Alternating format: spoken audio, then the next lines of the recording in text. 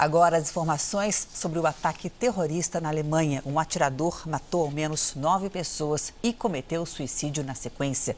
Nosso correspondente na Europa, André Tal, fala ao vivo de Londres. Oi, André, boa noite a você.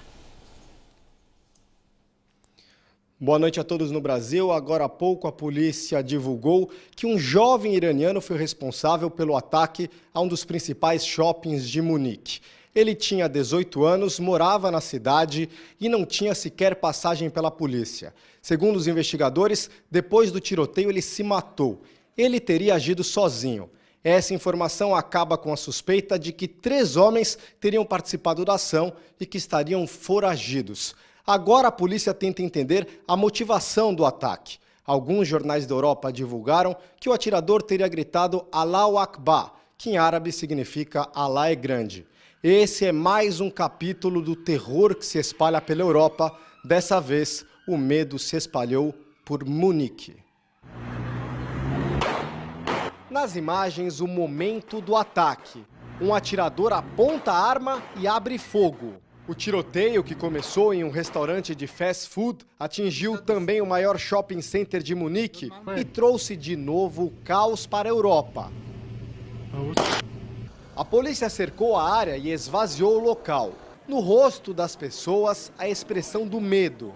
A brasileira Kátia Bazante chegava ao shopping no momento do ataque. Ela falou sobre os minutos de pânico. Viu aquela multidão de gente correndo contra a gente e a gente só fez correr e se escondeu numa loja, todo o pessoal chorando, tinha sapato pelo chão, tinha carrinho de bebê. Não sabia o que estava acontecendo, eu achei que fosse uma guerra. Pelas ruas da cidade, uma verdadeira caçada. A polícia ordenou que todas as rodovias fossem fechadas. Forças especiais foram deslocadas para Munique. As autoridades alertaram para o perigo de novos ataques. O serviço de transporte foi completamente suspenso. Moradores e turistas foram orientados a evitar locais públicos e a permanecerem em casa ou nos hotéis. Com a confirmação de que o atirador se matou, agora há pouco o sistema de transporte foi reaberto. Mas o clima ainda é de muita tensão. A chanceler alemã Angela Merkel convocou uma reunião de emergência com o gabinete de segurança. Políticos do mundo inteiro enviaram uma mensagem de apoio à Alemanha. De Londres, André Tal. Obrigado, André. Aqui no Brasil, policiais federais e civis entraram em confronto com traficantes do Morro do Barão, na zona oeste do Rio de Janeiro. A operação conjunta era para prender o chefe do tráfico da região. Ele é acusado de envolvimento no estupro coletivo de uma jovem de 16 anos em maio. Do canto da janela, o celular capta um som ensurdecedor.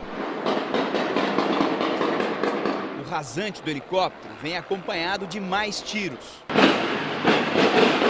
Deitado no chão, o morador tenta se proteger dos disparos. É muito tiro, filho. O confronto foi entre criminosos e policiais civis e federais. A operação conjunta tinha um único alvo: prender o traficante Sérgio Luiz da Silva Júnior, de 26 anos. Conhecido como Da Russa, ele passou a ser caçado pelas autoridades depois de ser acusado de participar do estupro coletivo de uma adolescente de 16 anos aqui na comunidade. O nome dele está na lista dos criminosos mais procurados pela Polícia do Rio. A ficha criminal de Da Russa é extensa. Ele foi recrutado pelo tráfico de drogas na adolescência, quando morava no Complexo do Alemão.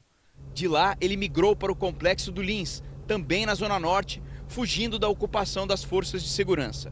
Nos últimos 3 anos, ele se instalou no Morro São José Operário, ou Morro da Barão, em Jacarepaguá, zona oeste da cidade. Quando você vê na televisão falando de guerra, você pensa que é longe.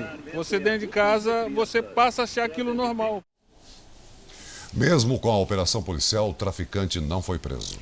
Em Salvador, o tiroteio foi dentro de um ônibus. Um passageiro morreu e 4 ficaram feridos. A cidade tem em média 7 assaltos por dia no transporte público. Foram mais de 10 tiros e bem no horário de pico. Gente sentada, em pé, eram 70 passageiros. A gente se conhece, sobe, bom dia, para ver se as pessoas tudo assim caídas. Um passageiro morreu na hora, outros 2 estão gravemente feridos e mais 2 internados sem previsão de alta. Os criminosos aproveitaram a parada do ônibus e começaram a saquear os passageiros. Aí um homem armado, que disse ser policial, atirou. Os assaltantes revidaram e fugiram pela porta da frente. Um deles acabou preso. Foi um desespero, um corre-corre, abri as portas, todo mundo desceu correndo. Esse foi mais um assalto entre tantos que acontecem por aqui. A média em Salvador é de 7 casos por dia, uma das taxas mais altas do país. E a região onde aconteceu o tiroteio também é uma velha conhecida dos registros nas delegacias. Fica bem na saída da cidade. Quem investiga os assaltos a ônibus é um grupo especial da polícia, criado há 17 anos só para isso. O delegado não quis dar entrevista, apenas adiantou que as câmeras de segurança não flagraram nada e não tem como identificar o outro criminoso.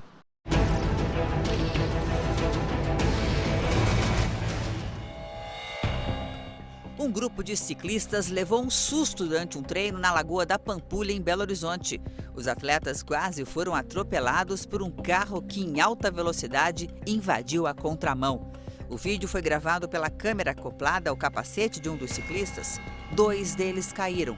Um fraturou a clavícula e o outro teve pequenos ferimentos. O motorista que provocou o acidente fugiu sem prestar socorro. 10 pessoas foram presas em Goiânia numa operação para combater o roubo de cargas. Entre os presos está o dono de uma transportadora. Ele orientava os motoristas a fingir assaltos e registrar o roubo de carga na delegacia. A TV Record acompanhou a operação com exclusividade. Neste prédio, em Goiânia, foram detidos pai e filho. Os 2 são agentes prisionais e faziam parte da quadrilha. O grupo roubava principalmente óleo automotivo e defensivos agrícolas. A quadrilha agia em 10 estados brasileiros. Além de assaltar caminhoneiros em rodovias, os criminosos usavam uma transportadora para simular roubos e assim ficar com a mercadoria. Eles desviavam essa carga para um local, especialmente numa chácara em Bela Vista, onde tem um grande galpão. Enquanto isso, o motorista que fez o desvio registrava a ocorrência como se tivesse sido roubado. Sandro Tavares, o dono da transportadora, é apontado como líder da organização. A polícia encontrou na chácara dele este aparelho que bloqueia o sinal de rastreadores e placas frias. Também foi recuperada uma carga de óleo automotivo avaliada em R$700 mil. A estimativa é que, do início do ano até agora, a quadrilha tenha desviado cerca de R$17 milhões em mercadorias.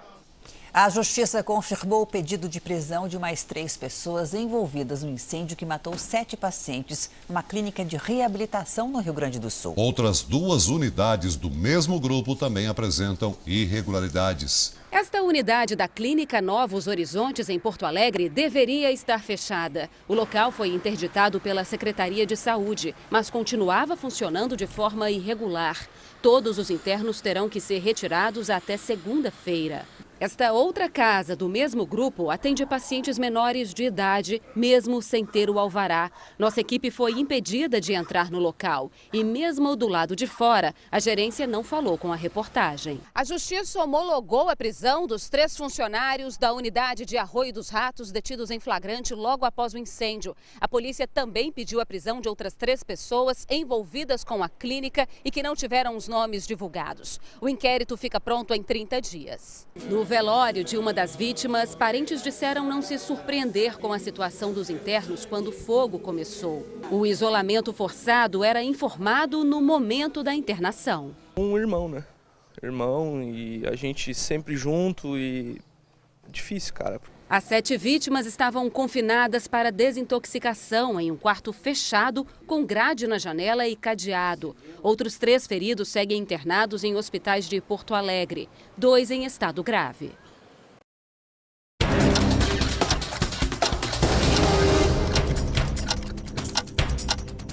A Polícia Federal fez uma operação para combater o desvio de verbas públicas da saúde em municípios da Bahia. A quadrilha abria empresas e entidades em nome de laranjas para cometer a fraude. Um empresário foi preso. No Rio de Janeiro, o Ministério Público denunciou Bernardo Fellows, assessor-chefe do gabinete do prefeito Eduardo Paes, por agredir 2 vezes a ex-mulher Viviane Christine Lachmeier. Uma das agressões ocorreu em 2014 num restaurante da zona sul da cidade. Venezuelanos viajam centenas de quilômetros para comprar comida em Pacaraima, em Roraima. Com a falta de alimentos na Venezuela, eles aproveitam para levar grandes quantidades. Para comprar itens básicos é necessário desembolsar o equivalente a 16 salários mínimos da Venezuela, o que equivale a pouco mais de R$500. A Corregedoria da Polícia Militar de São Paulo identificou o policial que tirou fotos ameaçando um morador de rua com um machado. O PM, vestido com a farda da corporação, usou uma máscara de palhaço enquanto fazia as ameaças com o machado e humilhava o rapaz. As fotos foram publicadas em redes sociais e provocaram indignação. O policial foi afastado das ruas e vai responder a um processo administrativo. A identidade dele não foi revelada. 4 mulheres, 4 histórias de coragem diante do perigo, mas também de batalha contra o trauma. Na última reportagem especial dessa semana, as vítimas de incêndios que lutam para superar o medo do fogo.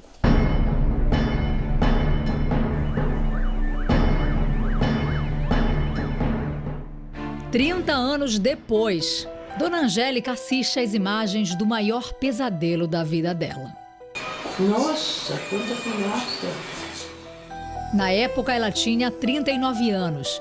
Era secretária de uma empresa de seguros no 12º andar do edifício Andorinha, no Rio de Janeiro. Em um dia de trabalho comum, vivenciou momentos terríveis que dividiram a vida dela entre antes e depois do fogo. Eu tinha uma vida tão feliz, ativa, entendeu? Eu ia a teatro, eu gostava muito de teatro, cinema, viajava às vezes, entendeu? E nada disso eu pude fazer mais. Hoje, ela precisa de dezenas de medicamentos para amenizar as dores deixadas pelas limitações físicas no braço e na perna. Aí eu operei mais 2 vezes esse braço. Aí ele disse que não tem jeito. Enquanto alguns se jogavam das janelas para tentar escapar do fogo, ela escorregou por 12 andares pelo cabo de aço do elevador. A escada do prédio estava cheia de labareda, cheia de fogo, não tinha condições. No meio do caminho, ela caiu. Quebrou o braço, uma das pernas e 2 costelas. Mesmo no desespero, tentou ainda salvar uma colega de trabalho. Ela não quis ir comigo e ela faleceu carbonizada. Quer dizer, se eu tivesse ficado, eu teria acontecido a mesma coisa comigo.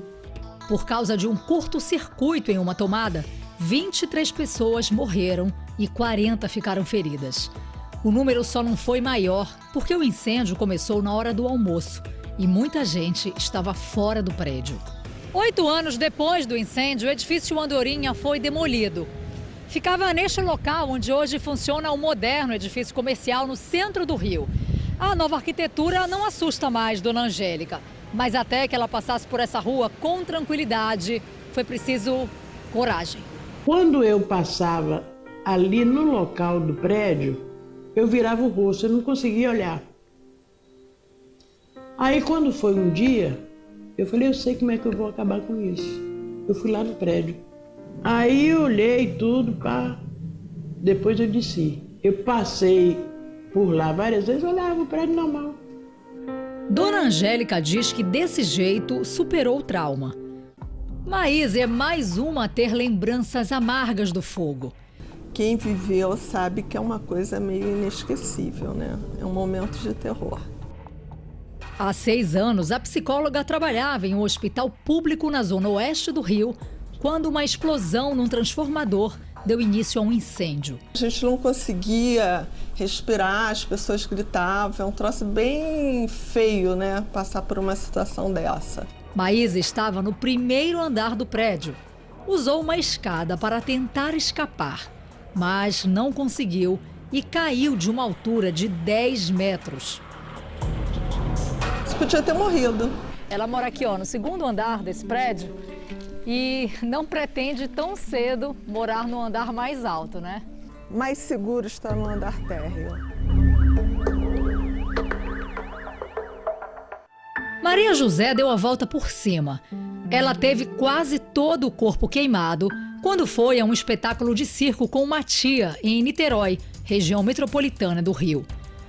O encanto da criança, que na época tinha 11 anos, se transformou em um pesadelo. Olhei assim, eu vi lá à minha esquerda aquela labareda, gente. O incêndio matou 500 pessoas. Por muito pouco, Maria José escapou e está aqui para contar essa história. Pisaram na minha sandália, naquilo eu caí. Algumas pessoas caíram sobre mim e eu não conseguia sair, que as outras estavam em cima de mim. A professora aposentada tem hoje 66 anos. Passou por 15 cirurgias para melhorar o aspecto da pele. Respeitável público, o espetáculo vai começar. O refrão mais famoso dos espetáculos de circo virou um pesadelo para Maria José. Eu não posso escutar aquela voz, aquele homem falando, eu lembro. Eu sinto aquele pavor.